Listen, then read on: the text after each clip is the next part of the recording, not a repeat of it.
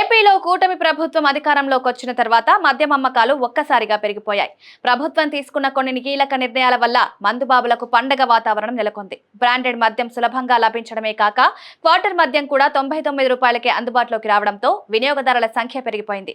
ఫలితంగా ప్రభుత్వ ఖజానాకు భారీగా ఆదాయం వచ్చింది. 2023-24 ఆర్థిక సంవత్సరంతో పోలిస్తే 24-25లో మద్యం అమ్మకాలు 9.1% పెరిగాయి.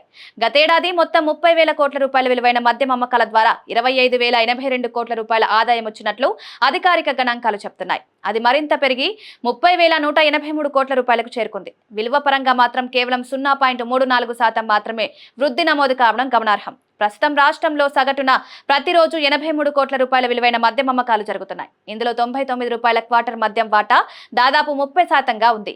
కొత్తగా ప్రవేశపెట్టిన బ్రాండ్లు ధరల తగ్గింపుతో వినియోగం మరింత పెరిగింది. దీంతో పాటు రాష్ట్ర వ్యాప్తంగా కొన్ని జిల్లాల్లో అమ్మకాలు పెరిగినప్పటికీ మరికొన్ని జిల్లాల్లో మాత్రం తగ్గడం గమనించదగ్గ అంశం. 2023-24తో పోలిస్తే లిక్కర్లో 25.02 లక్షల కేసులు, బీర్లో 14.47 లక్షల కేసులు అదనంగా అమ్ముడయ్యాయి. కర్నూలు జిల్లాలో 13.63, చిత్తూరు జిల్లాలో 11.71%, శ్రీ సత్యసాయి జిల్లాలో 10.22 అమ్మకాలు పెరిగాయి. మరోవైపు అనకాపల్లి, శ్రీకాకుళం, పార్వతీపురం, మన్యం, నెల్లూరు జిల్లాల్లో అమ్మకాలు తగ్గాయి. తాజాగా జరిగిన మంత్రివర్గ సమావేశంలో రాష్ట్రంలోని 3 స్టార్ హోటల్స్, అంతకంటే పై స్థాయి హోటల్స్ కు బార్ లైసెన్స్ ఫీజును 25 లక్షలకు తగ్గిస్తూ ప్రభుత్వం నిర్ణయం తీసుకుంది.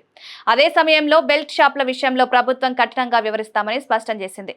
అక్రమ మద్యం అమ్మకాలకు ఓదార్పు లేదని హోంశాఖ పేర్కొంది. మద్యం అమ్మకాల కొత్త పాలసీ అమల్లోకి వచ్చిన తర్వాత దరఖాస్తుల రూపంలో రాష్ట్రానికి 1,800 కోట్ల రూపాయల ఆదాయం వచ్చింది. 2023-24లో 4.55 కోట్ల మద్యం కేసులు అమ్మడవగా 24-25లో ఈ సంఖ్య 4.97 కోట్లకు చేరింది. లిక్కర్ అమ్మకాలు 7.37%, బీర్ అమ్మకాలు 14.13% పెరిగాయి. మొత్తం మీద ఏపీ మద్యం అమ్మకాలపై మత్తు తరిగేలా లేదు. ప్రభుత్వానికి భారీగా ఆదాయం వస్తోంది, కానీ సామాజికంగా దీని ప్రభావం ఎలా ఉంటుందో అనే చర్చకు విషయం. ఇకపై ప్రభుత్వం ఈ రంగాన్ని ఎలా నియంత్రిస్తుందనేదే ఆసక్తికరం.